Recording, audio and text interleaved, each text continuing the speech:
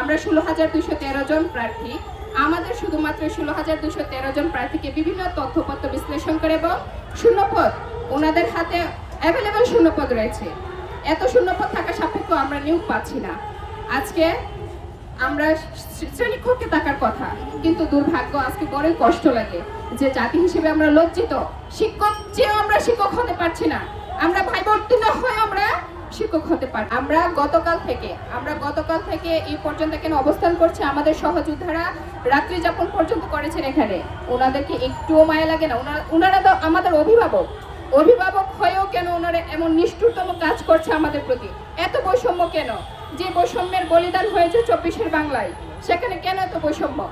আমাদের একটাই দাবি, 16,213 জন প্রার্থীকে অবিলম্বে এবং সেটা আজকের মধ্যেই একটা প্রজ্ঞাপনের আওতায় এনে আমাদেরকে চাকরি নিশ্চিত করতে হবে। আমরা চাকরি চাই। আমাদের সেই যোগ্যতা আছে, আমাদের যোগ্যতা আছে বলে আমরা উত্তীর্ণ হয়েছি, ভাই সনদ পেয়েছি। আমরা চাকরি চাই, 16,213 জন প্রার্থী চাকরি চাই।